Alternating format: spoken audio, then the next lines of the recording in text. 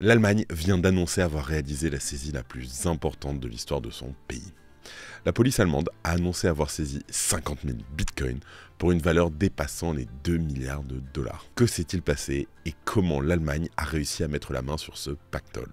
Le Crypto Daily. Salut, c'est Benjamin du Crypto Daily et j'espère que vous allez bien. Et c'est donc notre actualité principale d'aujourd'hui. Mais avant tout ça, et comme d'habitude, le coin du marché. Here comes the money.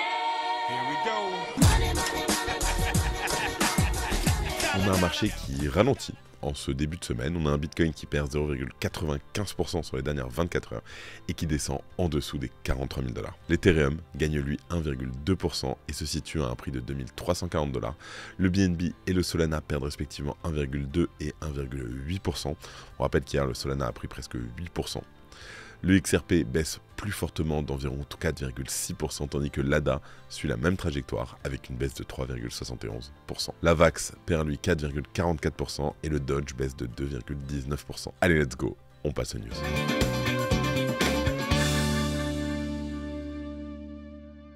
Et on commence donc par l'Allemagne qui a réalisé une saisie record de 2,17 milliards de dollars en Bitcoin.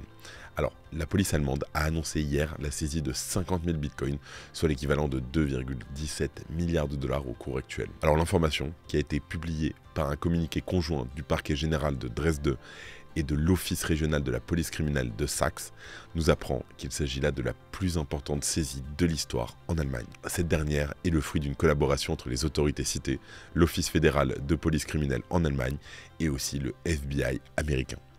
Et selon le communiqué, les bitcoins ont été transmis directement par l'un des suspects vers un portefeuille appartenant aux autorités allemandes. Et pour le moment, on ignore ce qu'il adviendra de ces BTC qui ont été saisis. Concernant l'affaire, peu de détails ont été révélés. On sait seulement que les bitcoins transférés résultent d'une opération de conversion effectuée suite à un piratage remontant à 2013. Le communiqué de la police précise, je cite, commercial et de blanchiment d'argent, entre autres, liés à 2 responsables de contrefaçon allemands qui étaient actifs jusqu'en mai 2013. Ils sont soupçonnés d'avoir acquis des bitcoins avec leurs revenus générés par ce portail. La police allemande explique qu'aucune autre information ne sera communiquée avant la conclusion de l'enquête. Au mois d'octobre 2021, le ministère de la Justice allemande avait mis en vente 215 bitcoins récupérés à travers différentes saisies. Et pour l'anecdote, ces saisies restent relativement faibles en comparaison avec le nombre de bitcoins détenus par le gouvernement des États-Unis et évalués à plus de 9,38 milliards de dollars selon les données d'Arkham Intelligence. Si tu aimes le Daily, une note et un commentaire nous aident énormément. Aussi, n'oublie pas de t'abonner si tu ne veux rien rater de l'actualité et surtout active la cloche. Merci.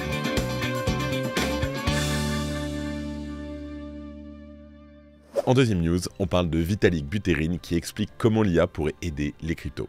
Alors, on le sait, tout va très vite dans le secteur encore émergent de l'intelligence artificielle, dénommé IA. Il suffit simplement de voir en fait comment ChatGPT s'est imposé comme l'une des applications à la croissance la plus rapide de l'histoire.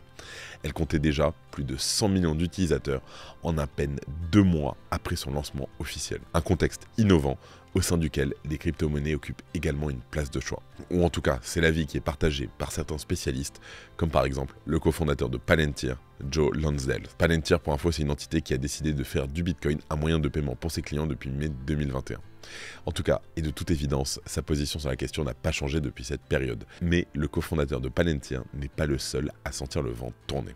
Sa vision est également partagée par l'ancien cadre de Meta et de PayPal aussi, David Marcus. Sauf que, dans le cas présent, c'est le caractère de monnaie native affiliée à l'intelligence artificielle qui est abordé pour le Bitcoin. Alors, David Marcus envisage le Bitcoin comme la meilleure option de paiement possible pour les agents de l'intelligence artificielle. Cela, principalement du fait de son caractère à la fois neutre et décentralisé. D'autant plus qu'il permet de régler des transactions en temps réel sans fermeture des bureaux ou intermédiaires coûteux. De son côté, et dans un article de blog publié hier, le 30 janvier 2024, Vitalik Buterin, cofondateur d'Ethereum, apporte des réponses aux questions qui lui ont été posées concernant l'usage potentiel de l'intelligence artificielle dans la blockchain. Vitalik souligne que l'IA et les crypto-monnaies constituent les 2 principales tendances technologiques de ces 10 dernières années et doivent donc être connectées d'une manière ou d'une autre. Vitalik Buterin mentionne aussi que grâce aux innovations récentes dans l'univers des crypto-monnaies, les applications de l'IA pourraient être pertinentes sur la blockchain. Alors voici tout simplement 4 exemples qu'il avance. Premièrement, une IA active sur les protocoles capable d'adopter des stratégies de trading optimisées, d'arbitrage et de maximisation de la valeur extraite par les validateurs. Les fameux MEV Boost, etc. On en a beaucoup parlé. Une IA faisant office. Ensuite, une IA faisant office d'assistant, veillant à ce que les utilisateurs ne signent pas de transactions frauduleuses. En numéro 3, une IA agissant comme un juge impartial dans la gouvernance d'un protocole et des DAO. Et enfin, une IA spécifiquement conçue pour fonctionner sur une blockchain. Alors sur le principe, je suis plutôt d'accord avec le fait que l'IA et la blockchain devraient se retrouver sur certains points, à voir comment, chacun a ses spécificités qui lui sont bien sûr uniques. Mais on attend de voir. En attendant, bien entendu, on vous tient au courant.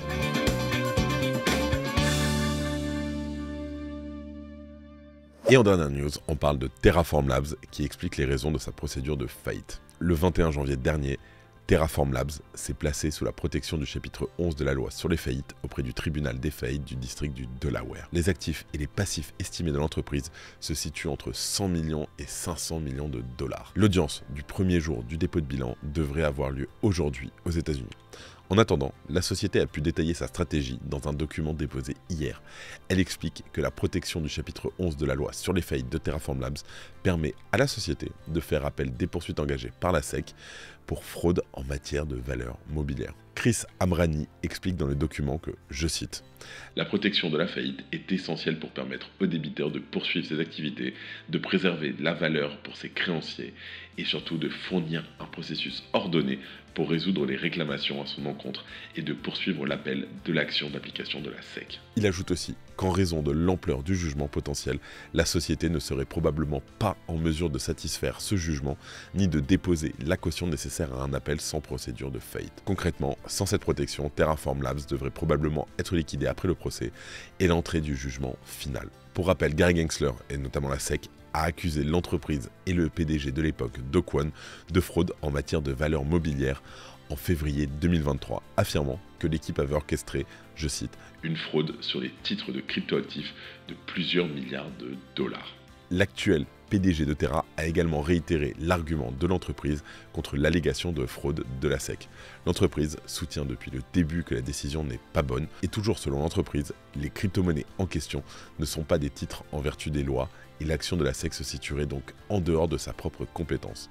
En tout cas, pour le moment, le juge Jed Rakoff s'est rangé du côté de la SEC en affirmant que Terra offrait des titres non enregistrés dans son jugement sommaire de décembre. Et avant de terminer, comme d'habitude, les actualités en bref avec notre partenaire Bean Crypto. D'ailleurs, je les remercie vraiment du fond du cœur, ils nous ont fait un petit article sur le Crypto Show qui s'affiche juste ici. En tout cas, merci à toutes les équipes de Bean Crypto de nous soutenir.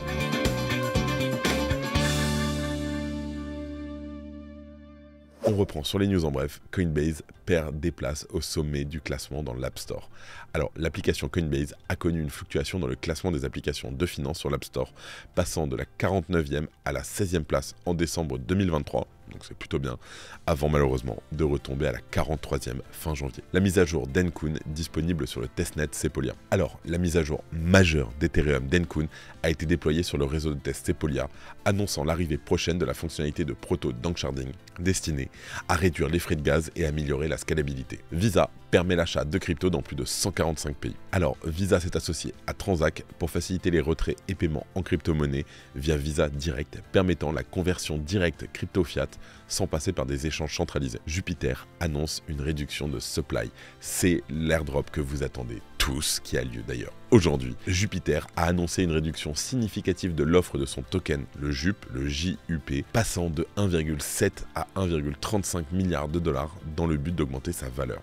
Alors bien entendu, cette décision est accompagnée d'une nouvelle allocation des jetons favorisant les airdrops. Le Liechtenstein accepte les paiements en crypto grâce à Multiversix. Alors, le Liechtenstein accepte maintenant les cryptos grâce à Multiversix pour les paiements administratifs, permettant également les règlements en Bitcoin, ETH, EGLD bien entendu, et d'autres pour des services tels que les licences commerciales et les enregistrements de marques. Et comme chaque jour, c'est la fin de ce résumé de l'actualité.